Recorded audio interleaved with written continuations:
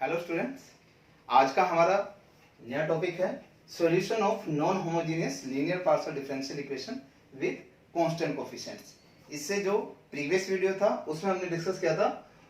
Solution of homogeneous linear partial differential equation with constant coefficients. तो अगर हमारे पास एक लीनियर इक्वेशन है f dt dash z is equal to f of xy,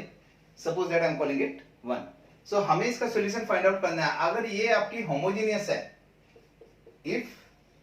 if one is homogeneous, अगर आपकी क्या है होमोजेनियस है, तब आप कहोगे कि जो f dt dash है, then f dt dash can be factored into factor like ad plus bd dash।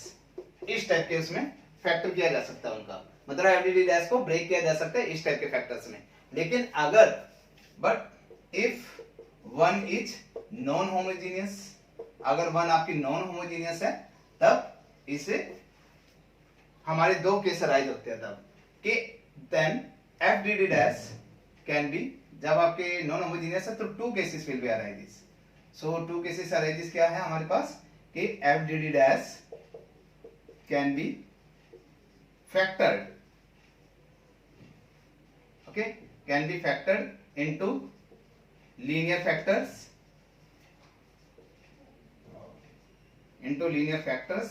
like AD plus BD dash plus C, okay. और दूसरा हमारे पास केस ये राइज होता है कि मान लीजिए इसे ब्रेक नहीं किया जा सकता, FDD dash cannot be resolved into linear factors like AD plus BD dash plus some C, okay. तो इसके लिए हम सॉल्यूशन अलग तरीके से निकालेंगे और इसके लिए सॉल्यूशन हम अलग तरीके से निकालेंगे। तो सबसे पहले हम केस कंसीडर करते हैं this one, when FDD dash can be resolved into linear factor like AD plus BD dash plus C, okay. So अब हम मेथड डिस्कस करेंगे to find out the complementary function of the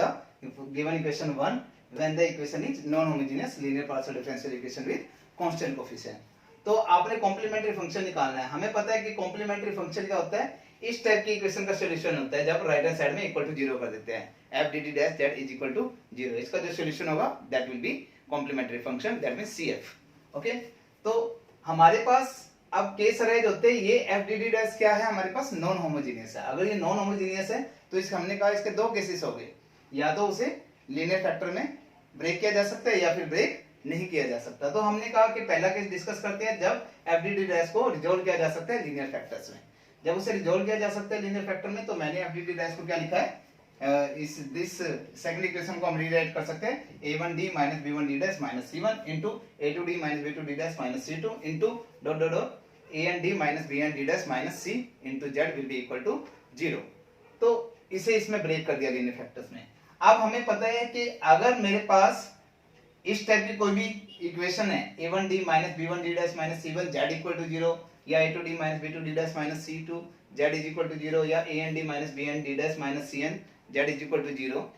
या फिर collectively मैं इसे ही कह देता हूँ ARD minus BRD dash minus CR Z is equal to 0, जहां पर R की वैल्यू या तो 1 हो, इसे 1 रखोगे ये इक्वेशन बन गई, 2 रखोगे ये इक्वेशन बन गई, 3 रखोगे ये इक्वेशन बन गई, ओके, एंड रखोगे तो ये इक्वेशन बन गई। तो कहने का मीनिंग है इसका कोई भी सॉल्यूशन होगा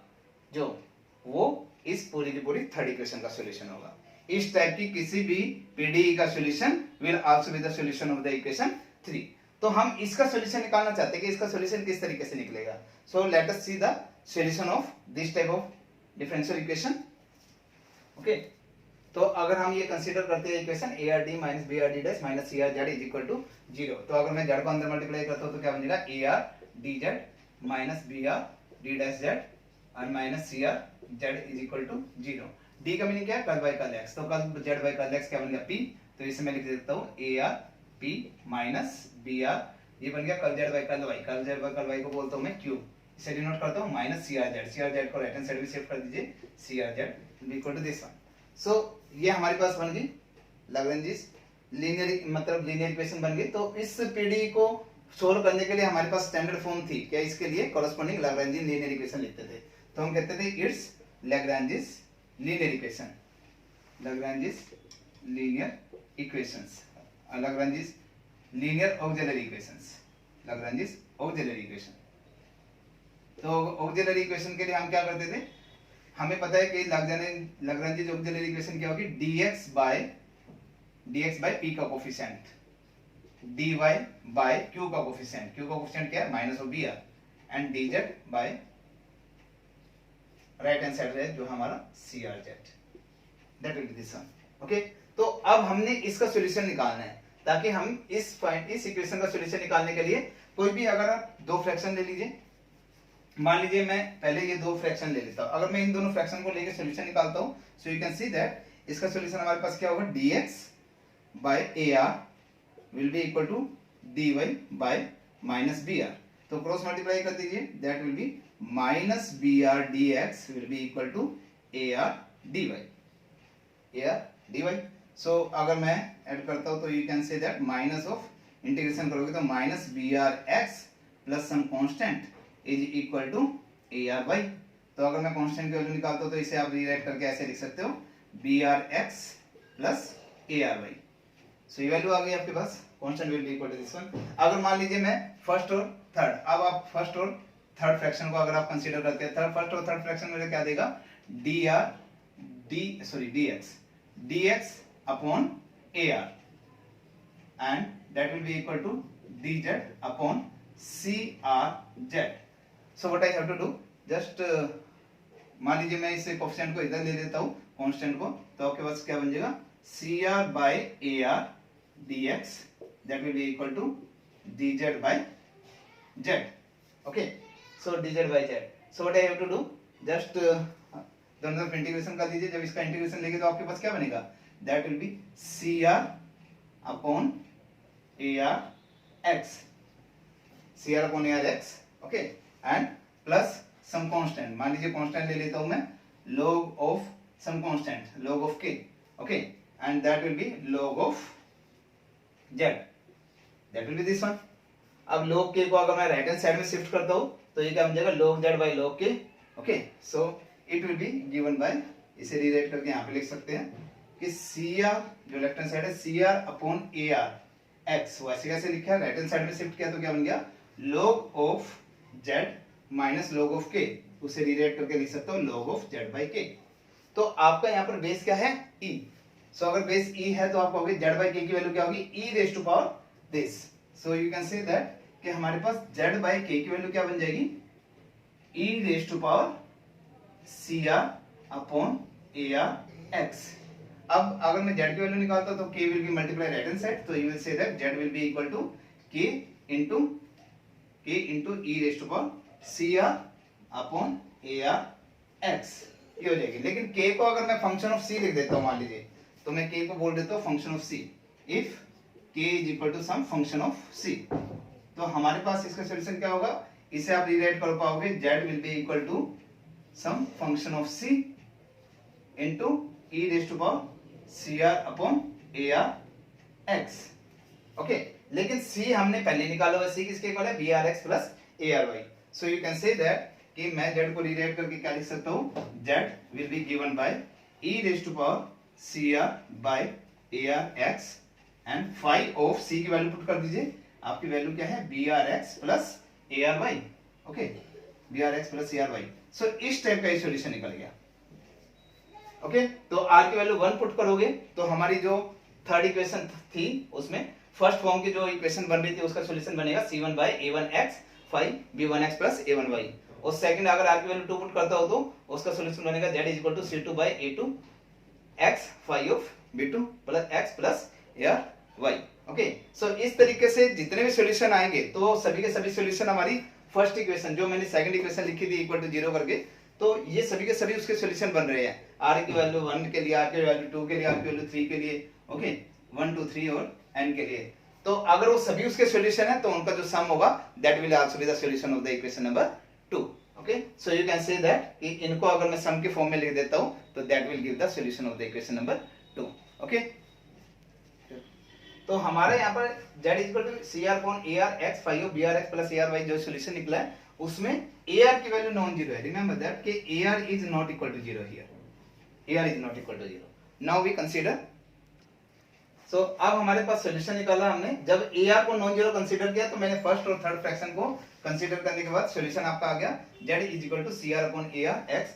five of B are x plus A R Y. तो इस टाइप के लिए आर की वैल्यू डिफरेंट वैल्यू पुट करके डिफरेंट सोल्यूशन आएगा, उन सभी को ऐड कर दीजिए, वो हमारी गिवन पीडी का सोल्यूशन बन जाएगा, मतलब सीएफ बन जाएगा। ओके, लेकिन अगर मेरे पास बी आर नॉन जीरो है, बी आर नॉन जीरो है तो मैं इन दोनों फ्रैक्शन को ले लेता हूँ। जो आपके पास राइट हैंड साइड में दो फ्रैक्शन है इन्हें ले लेता हूँ, तो थर्ड सेकंड और थर्ड फ्रैक्शन को, तो आपके पास क्या बनेगा dy upon minus B R. So इसे dy कर देता हूँ, dy upon minus B R that is minus B R and this will be equal to C R Z. तो सी आर को इधर शिफ्ट करोगे C are upon minus B R, तो जहां पे ए आर है वहां पे माइनस बी आर हो गया, तो ये माइनस ऑफ बी आर, तो ये माइनस और यहाँ पे हो गया बी आर, और बाकी सभी की सभी चीज सेम रहेगी दैट इज ओके। तो यहाँ पे करेंगे, यहाँ पे dy है, dx की dy है, तो जब इंटीग्रेशन करोगे तो minus C are upon B R constant आपका, और ये आपके पास क्या रह जाएगा y, okay, and plus this जब यहाँ पे करेंगे तो minus of C are upon B R यहाँ पर y and log of this जब हम यहाँ पे यूज करेंगे तो minus C are upon B R, और ये y बनता रहेगा e raise to power y, C are upon B R y, sorry that will be y, and जब इसकी वैल्यू सोल्व करोगे तो just the right it is minus C are upon B R y, okay, and जो आपका finally solution बन जाएगा वो आपका बन जाएगा C are upon B R y into this one, okay. तो सब जगह मैंने चेंज कर दिया B R and here is y। So हमने यहाँ पर क्या देखा कि अगर मेरे पास बी आर नॉन जीरो है, तो बी आर नॉन जीरो है तो आपका सॉल्यूशन किस फॉर्म में बन रहा है, z is equal to minus C are upon B R Y five of B are x plus A R Y. So remember that, इससे आप सॉल्यूशन का आइडिया लगा लीजिए। आपके पास जब इस तरीके की इक्वेशन बन रही है तो इस तरीके की इक्वेशन के लिए आपने क्या करना है, जस्ट रिमेंबर दैट हमने सॉल्यूशन किस तरीके से बना रहे हैं। अगर मेरे पास बी आर नॉन जीरो है तो हम लिखेंगे, ये माइनस की फॉर्म ध्यान रखना, ए आर डी माइनस होना चाहिए यहाँ पर B R D dash minus C R, यहाँ पर ये है। तो हम सॉल्यूशन किस फॉर्म से लिख रहे हैं, अगर मेरे पास बी आर नॉन जीरो है तो मैं क्या करूंगा, C R divided by B R minus B R, तो मैं ये लिखूंगा यानी कि minus of C R B R E raise to power minus of C R B R into Y, and five of B R को multiply कर दीजिए x से, मतलब d को मैं x कंसीडर कर लो, बी आर को x से मल्टीप्लाई कर दीजिए और ए आर को d डैश को y सोच लो, ए आर को y से मल्टीप्लाई कर दीजिए यानी कि B are x plus A R Y, तो five of B are x plus A R y, okay. अगर मेरे पास a नॉन जीरो होता है तो ये अभी मैंने बताया कि अगर आपके पास a नॉन जीरो होता है तब आप क्या लिखोगे, तब कहोगे z will be equal to what, z क्या होगा c are upon A R x आ जाएगा, वहां पे माइनस नहीं है, तो e raise to power c are upon A R x, और फाइव क्या बन जाएगा, फाइव वही है b are x plus A R Y, तो b are x plus A R y, b are x plus A R y, okay. और जब b non zero है तो ये आपको पता चल गया। तो different a non zero, A R non zero के लिए और बी आर नॉन जीरो के लिए हमें सोल्यूशन पता चल गया। अब हमारे पास केस अराइज होता है कि अगर इस टाइप के रूट हमारे रिपीट कर जाते हैं then what will happen, okay. So if the linear factors repeated in the factorization of f dd dash equal to z equal to 0, तो हमने CF निकालना है, तो CF निकालना है तो अगर इसको इसकी फैक्टराइजेशन में लीनियर फैक्टर मेरे रिपीट करते हैं, तो अगर मान लीजिए मैं इसे रिराइट करके ऐसे लिख देता हूँ AD minus BD dash minus C, AD minus BD dash minus C z equal to 0, मतलब AD minus BD dash minus C का स्क्वायर है, square into z is equal to 0 है। तो इस टाइप के इसका सॉल्यूशन किस तरीके से निकालेंगे, मैं इसे हम क्या करते हैं, इसे हमने u कॉल किया, सो AD minus BD dash minus C z को हमने u कॉल किया, ओके। तो अगर मैं ये u यहाँ पर पुट करता हूँ तो क्या बन गया AD minus BD dash minus C into u is equal to 0, ये आपके पास बन गया। लेकिन अभी हमने प्रीवियस टाइम में किया है कि इस टाइप की डिफरेंशियल इक्वेशन का सॉल्यूशन हमारे पास क्या होगा, AD minus BD dash minus C u is equal to 0, तो आप कहोगे वो डिपेंड करेगा कि a नॉन जीरो के लिए अलग बनेगा और b अगर नॉन जीरो है तो उसके लिए सॉल्यूशन अलग बनेगा। तो मैं u मेरा सॉल्यूशन निकलेगा ना इसका, तो u को मैंने लिखा है कि अगर मैं a नॉट इक्वल टू 0 ले रहा हूं तो वो वाला क्या बनेगा c upon a x e raise to power c upon a into x and five of bx plus ay, five of B x plus A Y, अगर ए नॉन जीरो है। और अगर मेरे पास बी नॉन जीरो है तब इसका solution क्या निकलेगा, u will be equal to, तब माइनस केस आ जाएगा आपका, minus c upon b y आएगा आपके पास, minus c upon b y. जब आपका बी नॉन जीरो है तो वाई आएगा, e raised power minus c upon b y five of B x plus A y, जब बी नॉन जीरो है। सो ये आपके सोल्यूशन आ गए। अब ये वाला सोल्यूशन उठा के आप कहां पर पुट करोगे, इक्वेशन नंबर 5 में। तो इक्वेशन नंबर 5 आपको, जब इक्वेशन नंबर 5 को सोल्व करोगे तो वही लैग्रेंज ऑक्सिलरी इक्वेशंस को यूज करके सोल्व कीजिए। वहां से मेरी z की वैल्यू क्या निकलेगी, जब z की वैल्यू निकलेगी तो फिर वही डिपेंड करती है z की वैल्यू कि अगर a नॉन जीरो है z की वैल्यू तब क्या होगी, और जब b नॉन जीरो है तो z की वैल्यू क्या होगी। जब आपका a नॉन जीरो है तब z की वैल्यू क्या होगी, सेम इसी तरीके से लिखोगे e raise to power c upon ax into, अब यहां पर a नॉन जीरो है तो मेरे रिपीट कर रहा है टर्म, तो यहां से हम जो रिपीट कर रहे हैं तो सेकंड टर्म मेरी x से मल्टीप्लाई करेगी, यानी कि 5 of bx plus ay plus x into 5 of bx plus ay। तो अगर मेरे पास b नॉन जीरो है यहां पर तो हम क्या लिखेंगे, z will be equal to e raise to power minus c upon b, y है यहां पर, तो जो मेरे फैक्टर रिपीट हो रहे हैं तो उसके लिए हम y मल्टीप्लाई करते चलेंगे। ओके, तो अगर मान लीजिए मेरे पास तीन फैक्टर रिपीट कर रहे हैं तो लिखते हैं हम b नॉन जीरो के लिए लिखते हैं e raise to power minus c upon b y 5 on bx plus ay plus y into 5 bx plus ay plus y square into 5 bx plus ay and so on, इस तरीके से लिखेगी। Okay, so अब उस solution को discussion के हिसाब से मैंने इसकी एक टेबल बनाई है, rules for writing the complementary function for the non homogeneous partial differential equation with constant coefficients. Okay, तो मैं यहां पर क्या लिख रहा हूं कि form of the linear factor of F D D dash. F D D dash को जब मैं लीनियर फैक्टर में ब्रेक करता हूं तो अगर मेरा इस टाइप का लीनियर फैक्टर है तो उसके करस्पॉन्डिंग सीएफ का पार्ट मेरा इस तरीके से लिखा जाएगा। तो मैं यहां पर अभी लिख रहा हूं जो हमने डिस्कस ऊपर किया है। जस्ट फर्स्ट केस मैंने लिखा है ad minus bd dash minus c, ए मेरा क्या है, नॉन जीरो। अगर ए नॉन जीरो है तो मेरा सॉल्यूशन किस टाइप से आएगा, e raise to power c upon ax 5 of bx plus ay, bx plus ay दिस वेयर a is non zero. Okay, तो अगर ad minus bd dash minus c raise to power r, यानी कि r times repeated है ये factor, अगर r times repeated है, a मेरा नॉन जीरो है तो फिर वही लिखा जाएगा e raise to power c upon ax तो रहेगा, लेकिन जो फैक्टर्स है फैक्टर्स के अंदर x मल्टीप्लाई होगा हमारे यहाँ पर। ओके, क्योंकि यहाँ पर a नॉन जीरो है तो इसलिए x मल्टीप्लाई होगा। तो मैंने लिखा है 5 of bx plus ay plus x into 5 2 plus x square into 5 3 plus and so on x raise to power r minus 1 into 5r। Okay, ये आपका सेम है bx plus ay when a is not equal to 0, I have written over there। अगर मान लीजिए मैं c की value यहाँ पर 0 ले लेता हूँ, c की वैल्यू 0 आ गई तो क्या बन गया ad माइनस bd डैश, तो c मेरा 0 हो चुका। अगर c 0 हो चुका तो इस वाले केस में आ जाइए, c को 0 पुट कर दीजिए, 0 1 a, तो 0 बन गया 0, e रेज़ टू पावर 0 क्या आ गया 1 हो गया, तो मेरे पास सॉल्यूशन सीधा क्या निकल जाएगा 5 ऑफ bx प्लस ay, ये आपके पास सॉल्यूशन निकल जाएगा। लेकिन अगर मैं इसी की पावर r दे देता हूँ, ad माइनस bd डैश की पावर r, तो हम कहेंगे c तो यहाँ पर 0 है लेकिन a मेरा क्या है नॉन जीरो है, a नॉन जीरो है तो फिर ये वाला केस आ जाएगा, c तो आपका क्या है 0 है तो ये तो बन गया 1,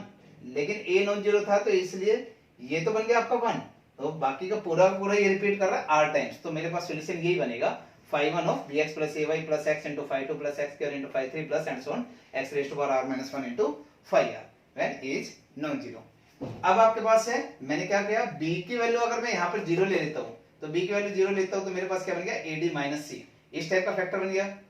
ओके, तो b की वैल्यू अगर मैं 0 ले रहा हूँ तो सेम यही वाला सॉल्यूशन था, इसमें b की वैल्यू 0 पुट कर दो तो सॉल्यूशन आपका क्या बनेगा इसके corresponding e raise to power c upon ax, ऐसे कैसे b की वैल्यू 0 पुट कर दीजिए 5 of ay when a is non zero. तो अगर इस टाइप का फैक्टर आपका रिपीट कर जाता है तो फिर आप क्या करोगे, तो हमारे पास c तो क्या है, c नॉन जीरो बोल दिया। ओके, तो मेरे पास यहाँ है ad माइनस c, b0 है केवल यहाँ पर, तो b0 है तो मेरे पास रिपीटिंग के लिए ये था, तो यहाँ पर b0 है केवल, तो e raise to power c upon ax, ऐसे कैसे, तो b0 है तो यहाँ पर सब जगह b को 0 पुट कर दीजिए 5 1 ay plus x into 5 2 ay plus x square into okay 5 3 ay and so on x raise to power r minus 1 5r ay। Okay, अब मैं यहाँ ले लेता हूँ ओनली d, अगर d फैक्टर है केवल तो फर्स्ट वाले फैक्टर के अकॉर्डिंग देखिए b भी 0 हो गया, आपका c भी 0 हो गया, तो खाली a की वैल्यू क्या है 1, तो अगर आपके पास b भी 0 हो गया c भी 0 हो गया, तो c 0 हो गया तो ये तो बन गया 1। ओके, एंड b 0 हो गया तो यहाँ से ये खत्म हो गया और a की वैल्यू 1 है तो क्या बन गया 5 ऑफ y, तो इसलिए इसका सॉल्यूशन क्या बनेगा 5 ऑफ y। और अगर d raise to power r repeated कर जाता है तो हमारा a तो नॉन जीरो है ना, यहाँ पर a की वैल्यू क्या है हमारी यहाँ पर 1, तो ये रिपीटेड है, तो कहने का मीनिंग है यहाँ पर x की टर्म रिपीट होगी केवल, तो ये वाले रिपीटिंग के लिए मैं ये वाला फैक्टर लिख रहा हूँ। यहाँ पर c की वैल्यू 0, तो ये तो बन गया आपका 1, a की वैल्यू 1 है, b की वैल्यू 0, तो खाली क्या बनेगा 5 1y plus x into 5 2y plus x into 5 3y plus x raise to r minus 1 into 5y। इस तरीके से you have to remember this. Okay, तो अब हम डिस्कस करते हैं जब आपका b नॉट इक्वल टू 0 है। Okay, b not equal to 0, तब हम केस डिस्कस कर रहे हैं कि form of the linear factor of f dd dash. अब ये केसेस लिखे हमने जहां पर b नॉन जीरो है, तो b नॉन जीरो है तो उसके करस्पॉन्डिंग जो मेरा part of the complementary function होगा वो मैं इतना दिख रहा हूं। तो ad minus bd dash minus c when b is not equal to 0। जब b नॉट इक्वल टू 0 है तो मैं इसे क्या लिख सकता हूं, सॉल्यूशन को cf के सॉल्यूशन को लिखूंगा e raise to power minus आएगा यहां पर minus c upon b into y, minus c upon b into y, phi of same वही रहेगा bx plus ay। So phi of bx plus ay। So मैं इसे इस तरीके से याद रखता हूं, b इनटू d को x की फॉर्म में याद रखिए तो bx प्लस a इनटू इसे y की फॉर्म में याद रखिए ay, तो bx plus ay। Okay, when b is not equal to 0। Obviously ये डिनोमिनेटर में है ना, इसलिए ये मेंशन किया हुआ है कि b is not equal to 0, then it will be valid solution. So अब हमारे पास अगर ये रिपीट करते हैं इस टाइप का फैक्टर, तो ad minus bd dash minus c raise to power r है, तो हमारे पास b नॉन जीरो है ना, तो फिर वही बात e raise to power minus c upon b y होगा। अब हमारे पास जो रिपीटिंग टर्म है r टाइम्स है, तो हमारे पास जो फैक्टर मल्टीप्लाई होता है वो y से मल्टीप्लाई होगा। ओके, अगर यहाँ पर a नॉन जीरो होता था तो ये x से मल्टीप्लाई होता था, लेकिन यहाँ पर b नॉन जीरो है तो इसलिए फैक्टर हमारा 5 1 bx प्लस ay y से मल्टीप्लाई होगा, plus y into 5 2 plus y square into 5 3 plus y 4 y 3 into 5 4 plus and so on y raise to power r minus 1 into 5 when b is non zero. इसी तरीके से ad minus bd dash, जब यहाँ पर c 0 हो गया, c को 0 put कर दीजिए तो ये तो 1 बन गया, और इसके करस्पॉन्डिंग c 0 है ना इसमें, बाकी सेम है आपका, तो ये c 0 हो गया तो ये तो 1 बन गया, तो सॉल्यूशन आ गया फाई ऑफ दिस। अब अगर इसकी पावर रिपीटेड हो जाता है r टाइम, जब c 0 है तो r टाइम रिपीटेड हो जाता है, c 0 हो गया तो 1, तो हमारे पास केवल ये आ जाएगा, तो ये मेरे पास सॉल्यूशन बन गया when b is non zero. It is not, इस b is non zero. Okay, I am writing over there b is non zero. तो अब हमारे पास क्या है, अगर मान लीजिए bd minus bd dash minus c, तो कहने का मीनिंग है फर्स्ट वाले फैक्टर के अकॉर्डिंग अगर मैं कंपेयर करूं, a की वैल्यू तो मेरे पास 0 हो चुकी है, a की वैल्यू 0 हो चुकी है, d मेरे पास नॉट इक्वल टू 0 है, तो यहाँ पर a की वैल्यू 0 हो चुकी है, sorry, so I have written over there कि a की वैल्यू मेरे पास यहाँ पर 0 है and b is not equal to 0। Similarly मेरे यहाँ पर d की वैल्यू 1 है, तो ये सॉरी इस b is equal to, a की वैल्यू मेरे पास क्या है 0 and b is not equal to 0। Okay, ये अच्छा, ये इसके लिए रखा हमने b इज इक्वल टू 1। तो हमारे पास क्या फैक्टर बनेगा कि अगर मेरे पास minus bd dash minus c है, ओके, तो हमारा यहाँ पर a तो 0 हो चुका है, a 0 हो चुका है, तो यहाँ पर आपका सॉल्यूशन किसके फॉर्म में आएगा, तो इस फॉर्म में आप ध्यान रखिए कि a आपका 0 हो चुका है, तो e raise to power minus c upon b, a की वैल्यू 0 पुट कर दीजिए, तो इसमें a की वैल्यू 0 पुट की दी तो क्या आ गया फाई ऑफ bx। ओके, तो हम क्या लिख देंगे इसका solution, that will B given by this one. Okay, I have written over there as a solution of this one. When you have written the solution of this, what it will be, e raised to power minus c upon b. This is not written over there ना, so यहाँ पर जब हमने, okay, ये 1 बन गया था आपका, जब minus B D minus C raise to power R है, तो हमारे पास क्या हो गया, ये रिपीट कर रहे हैं आर टाइम, तो हमारे पास क्या है यहाँ पर a 0 है, a 0 है, तो a को मैं 0 पुट कर दूंगा, a को 0 पुट करता हूं तो इसमें क्या बन जाएगा, a को 0 पुट कर दीजिए minus c upon b y, ये तो ऐसे कैसे रहेगा, a को 0 पुट कर दो तो 5 1 bx plus y into 5 2 bx plus and so on y raise to power r minus 1। So minus d बनता है, तो इसके करस्पॉन्डिंग आप क्या कीजिए, b की जगह तो मेरा क्या आ चुका है 1, तो b की जगह 1 पुट कर दो, a की जगह 0 पुट कर दीजिए, तो और c की जगह 0 पुट कर दीजिए, तो ये c की जगह 0 पुट करेंगे तो 1 बन गया, तो b की जगह मेरा 1 है और a की जगह 0, तो ये क्या बन जाएगा, यहाँ तो बार 1 आ गया, ये बन जाएगा 5 1x ये 0 प्लस y इंटू 5 2x, तो ये करके लिखा है 5 1x plus y into 5 2x and so on. Okay, तो यहाँ पर ये मेरा x बन जाएगा x and 5x, okay, and so on y raise to power r minus 1 into 5x। तो इस तरीके से आपको ये रिमेंबर करना है कि अगर मेरे फैक्टर इस तरीके से है तो हमारा कॉम्प्लीमेंट्री इस तरीके से लिखा जाएगा। इसके लिए एग्जांपल्स करते हैं, उसको आइडिया क्लियर हो जाएगा आपको। सो let us write down an example. So let us write down an example. You have to solve the equation d minus d dash minus 1 into d minus d dash minus 2 into z equal to 0. So I call it 1. सो हमें पता है कि जो ये given equation है किस form में है, F D T dash Z is equal to 0। और इस टाइप की इक्वेशन का जो सोल्यूशन होता है वो क्या होता है, कॉम्प्लीमेंट्री फंक्शन जो होता है वही मेरा कंप्लीट सोल्यूशन होता है। तो कहने का मीनिंग है मुझे इसका सोल्यूशन निकालना है, so I have to write down the complementary function. So you will write down that CF, what it will be the CF, सो CF will be equal to, अब आप फैक्टर पे डिपेंड करता है। आप पहला फैक्टर देखिए क्या है, फर्स्ट फैक्टर है मेरे पास d minus D dash minus this. तो अगर मैं इसे इससे कंपेयर करूं, अगर मैं इसे राइट साइड में लिख देता हूं, अगर मैं इसे इससे कंपेयर करूं AD minus BD dash minus C, तो इससे कंपेयर करने के बाद क्या है, A आपका 1 है, B आपका 1 है, C आपका 1 है। तो यहाँ पे 1 है तीनों वैल्यू। तो अगर 1 है तो इसका सॉल्यूशन हम क्या लिखते थे, x की फॉर्म में लिखते हैं सॉल्यूशन। A आपका क्या है, नॉन जीरो है। A अगर नॉन जीरो है तो मैं लिखूंगा e raise to power c क्या 1, 1 upon 1 into x and 5 of bx, b तो मेरा 1 है, 1 into X plus 1 into Y, तो bx प्लस यानी कि 1 इंटू x प्लस y, ये बन गया। प्लस अब हमारे पास सेकंड फैक्टर है, ये सेकंड फैक्टर में मेरे पास क्या है, a 1 है, b भी 1 है, लेकिन c आपका क्या है, 2 है। तो अब सेकंड फैक्टर के लिए जब मैं लिखूंगा तो क्या लिखा जाएगा, e raise to power c upon a into X, c तो क्या है 2 अपॉन और a है 1, 2 upon 1 into X and 5 of bx, 1 into X plus 1 into Y, तो x plus Y. So you can say that it will be written like that e raise to power x 5 of x plus y and e raised to power 2x 5 of x plus y. Okay, so in this way you have to remember that the solution. तो हमारे पास ये CF आया है solution इस form का। तो हमें पता है कि अगर आपका राइट हैंड साइड में आपका 0 है तो जो CF बनेगा वही हमारा कंप्लीट सॉल्यूशन होगा। So you say that will be your complete solution. Okay,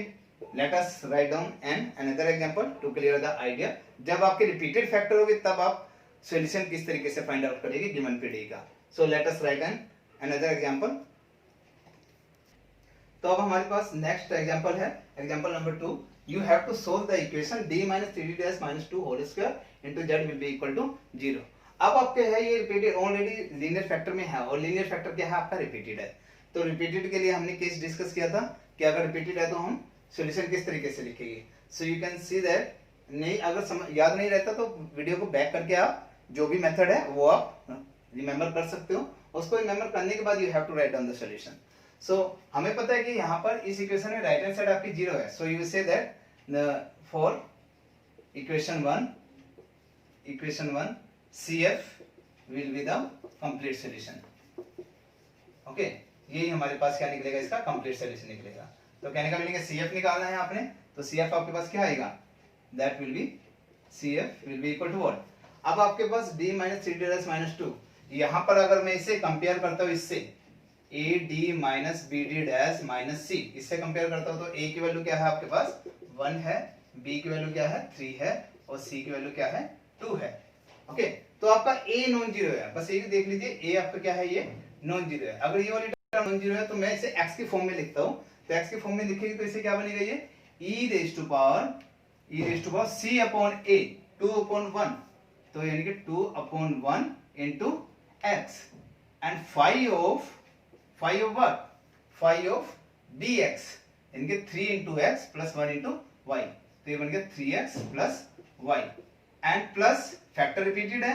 तो a नॉन जीरो है तो x से मल्टीप्लाई होगा, x इंटू इसे मैं 5 कॉल कर देता हूँ और x इंटू इसे मैं 5 कॉल कर देता हूँ 3x प्लस y,